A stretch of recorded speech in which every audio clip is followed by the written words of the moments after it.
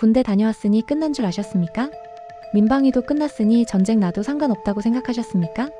죄송하지만 2026년 대한민국의 안보 시계는 당신의 생각과는 다르게 돌아가고 있습니다. 안녕하십니까? 영만사입니다. 최근 술자리나 온라인 커뮤니티에서 심심치 않게 들리는 이야기가 있습니다. 야, 예비군 훈련 기간 늘어난다더라. 이제 40대도 다시 총 잡아야 한다더라. 단순한 헛소문일까요?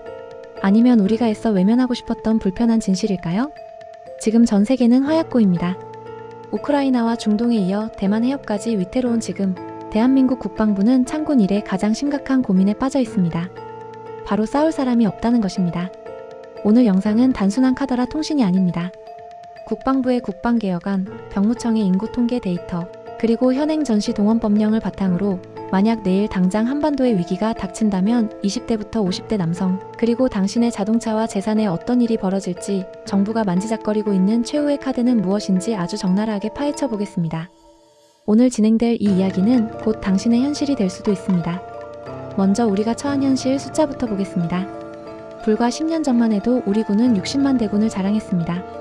하지만 2026년 현재 그 숫자는 40만 명 선마저 위협받고 있습니다. 이유는 간단합니다. 아이를 낳지 않았기 때문입니다. 2000년대 초반부터 시작된 저출산의 여파가 이제 군대에 직격탄을 날리고 있습니다. 한국국방연구원 KIDA의 보고서에 따르면 현역으로 입대할 20세 남성 자원은 매년 급감하여 2030년대 중반이 되면 현재의 병력 구조를 도저히 유지할 수 없는 수준인 10만 명대로 떨어집니다. 드론이나 로봇으로 대체하면 되는 거 아니냐? 라고 반문하실 수 있습니다. 물론 기술은 발전했습니다. 하지만 전쟁은 결국 사람이 땅을 밟고 깃발을 꽂아야 끝나는 행위입니다. 점령지를 관리하고 치안을 유지하고 보급품을 나르는 것은 결국 인간의 몫입니다. 현역병이 줄어든다는 것은 무엇을 의미할까요? 전쟁이 났을 때 전방을 지킬 총알바지가 부족하다는 뜻이고, 이는 곧 전역한 예비군들이 그 빈자리를 메워야 한다는 끔찍한 결론으로 이어집니다. 이것이 바로 최근 국방부 안팎에서 예비군 정예화와 동원, 연령 상향 이야기가 끊임없이 흘러나오는 근본적인 원인입니다. 자, 가장 민감한 주제를 건드려 보겠습니다. 예비군 훈련을 40세 혹은 그 이상까지 늘린다?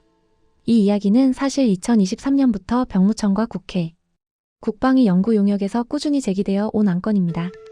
현행법상 예비군은 전역 후 8년 차까지 편성됩니다. 보통 30대 초반이면 끝납니다. 그 이후엔 민방위로 넘어가죠. 하지만 병력이 턱없이 부족해지면 이 시스템을 유지할 수 있을까요? 전문가들은 선택적 연장이 불가피하다고 봅니다.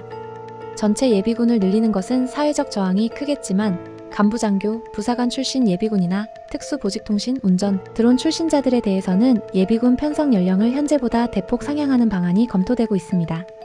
실제로 미국이나 이스라엘은 40대, 50대 예비군이 흔합니다. 더 무서운 건 훈련의 강도입니다. 과거처럼 동사무소 가서 졸다가 오는 훈련이 아닙니다. 우크라이나 전쟁의 교훈을 반영해 예비군 훈련이 시가전, 드론 방어, 생존 훈련으로 바뀌고 있습니다. 국방부는 이미 예비군 정예화를 선언했습니다.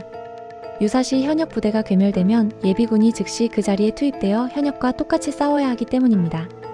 당신이 30대 후반이라도 배가 나온 아저씨라도 총을 들고 시가전을 벌여야 하는 상황. 그것이 2026년 국방부가 그리고 있는 동원 계획의 실체입니다. 사람만 끌려가는 게 아닙니다. 여러분의 재산도 징집 대상입니다. 혹시 비상대비자원관리법에 대해 들어보셨습니까? 전쟁이나 국가 비상사태가 발생하면 정부는 민간의 자원을 강제로 동원할 수 있는 권한을 가집니다. 가장 대표적인 것이 바로 자동차입니다.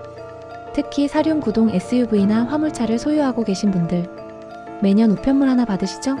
중정관리 대상물자 지정 통지서. 무심코 버리셨겠지만 그 종이에는 무시무시한 내용이 적혀 있습니다. 전시 상황 발생 시 지정된 장소로 차량을 가지고 와서 국가에 반납하시오. 군용 트럭만으로는 물자 수송이 불가능하기 때문입니다. 여러분이 애지중지하는 그 차 할부도 안 끝난 그 차가 전쟁터에서 탄약과 식량을 나르는 데 쓰이게 됩니다. 거부하면 7년 이하의 징역입니다. 이것은 협조 요청이 아니라 명령입니다. 뿐만 아닙니다. 건설기계, 선박, 항공기, 심지어 병원의 의료기기와 의약품까지. 전쟁이 터지는 순간 사유재산의 개념은 일시적으로 정지됩니다. 여러분의 일상은 송두리째 국가의 통제하에 들어갑니다. 병력이 부족하다 보니 과거에는 상상조차 할 수 없었던 금기들이 깨지고 있습니다. 최근 뜨거운 감자로 떠오른 시니어 아미와 여성 징병제 논란입니다. 먼저 시니어 아미. 55세부터 75세까지의 건강한 남성들을 재입대시키거나 지역 방위군으로 활용하자는 주장입니다. 나이 먹고 무슨 군대냐고 웃어넘기실 일이 아닙니다. 이미 최전방 지역 일부에서는 인구 소멸로 인해 예비군조차 부족해 60대 이상 은퇴자들이 자발적으로 안보단체를 만들어 활동하고 있습니다. 국회에서도 이를 양성화하여 경계병력이나 후방 지원 업무를 맡기자는 법안이 진지하게 논의되고 있습니다. 다음은 여성 징병제입니다. 이것은 단순한 젠더 갈등이나 정치적 이슈가 아닙니다. 수학적인 문제입니다. 남성 인구만으로는 병력 유지가 불가능한 시점이 왔기 때문입니다. 이미 노르웨이, 스웨덴 등 선진국들도 여성 징병제를 도입했습니다. 2026년 현재 한국 사회에서도 여성도 기초군사훈련을 받고 민방위 조직에 편입되어야 한다는 여론이 급격히 힘을 얻고 있습니다. 이 모든 논의가 가리키는 방향은 하나입니다. 국가 총력전. 전쟁은 군인들만 하는 것이 아니라 남녀노소 할 것 없이 전 국민이 동원되어야만 막을 수 있다는 절박함이 깔려있는 것입니다. 군대에 가지 않는 분들은 안전할까요? 민방위 이야기를 해봅시다. 전쟁이 나면 사이렌이 울리고 여러분은 대피소로 뛰어야 합니다. 그런데 지금 당장 가장 가까운 대피소가 어디인지 아십니까? 그 대피소에 방독면은 있습니까? 비상식량은 있습니까? 환기시설은 작동합니까? 안타깝게도 대한민국의 대피소 대부분은 그냥 아파트 지하주차장이나 지하철역입니다. 재래식 포탄 정도는 피할 수 있겠지만 북한이 위협하는 핵무기나 화학무기 혹은 모든 전자기기를 마비시키는 EMP 전자기 펄스 공격이 터진다면 지하주차장은 거대한 콘크리트 무덤이 될 뿐입니다. 더 큰 문제는 통신 두절입니다. EMP 공격으로 스마트폰과 인터넷이 먹통이 되면 여러분은 정부의 지시를 받을 수도 가족의 생사를 확인할 수도 없습니다. 그때 민방위 대원들의 역할이 중요합니다. 하지만 지금 민방위 훈련 어떻습니까? 사이버 강의 틀어놓고 딴짓하는 게 현실 아닙니까? 실전 상황이 닥쳤을 때 심폐소생술을 할 줄 알고 방독면을 씌워줄 줄 아는 사람이 과연 몇이나 될까요? 우리의 민방위 시스템은 사실상 무방비 상태나 다름없습니다. 우리의 불안감을 증폭시키는 외부 요인도 있습니다. 바로 주한미군입니다. 과거의 주한미군은 북한을 막기 위한 붙박이 군대였습니다. 하지만 지금은 다릅니다. 미국의 전략적 유연성에 따라 주한미군은 동북아 기동군으로 변모했습니다. 만약 중국이 대만을 침공한다면 가장 가까운 미군, 공군 기지 중 하나인 오산과 군산의 전투기들이 대만으로 출격할 가능성이 매우 높습니다. 미군이 빠져나간 한반도의 안보 공백. 북한은 이 기회를 절대 놓치지 않을 것입니다. 미국 전문가들은 경고합니다. 한국은 더 이상 미국에게만 안보를 의존할 수 없다. 한국 스스로 병력 공백을 메울 자구책을 마련해야 한다. 미국이 우리에게 예비군 강화를 요구하고 무기 구매를 압박하는 이유가 바로 여기에 있습니다. 결국 우리 땅은 우리 피로 지켜야 하는 순간이 오고 있는 것입니다. 이야기를 정리하겠습니다.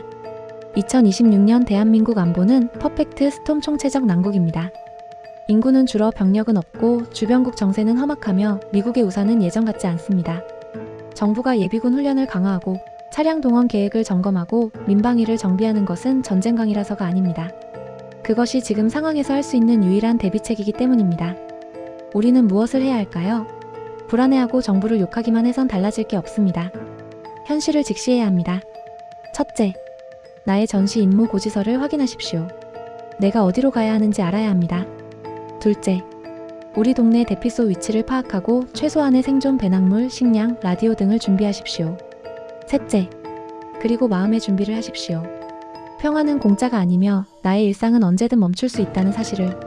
전쟁은 늙은이들이 결정하고 피는 젊은이가 흘린다는 말이 있습니다. 하지만 앞으로의 전쟁은 젊은이만 흘릴 피조차 부족합니다. 이제는 40대, 50대, 그리고 온 국민이 생존을 위해 각자의 위치에서 싸워야 할지도 모릅니다. 오늘의 이 무거운 이야기가 단순히 공포심을 조장하는 것이 아니라 여러분의 안전과 가족을 지키기 위한 차가운 이성의 사이렌이 되었기를 바랍니다. 지금까지 대한민국 안보 긴급진단 영만사였습니다. 이 영상이 유익하셨다면 구독과 좋아요, 그리고 주변 분들에게 공유 부탁드립니다. 감사합니다.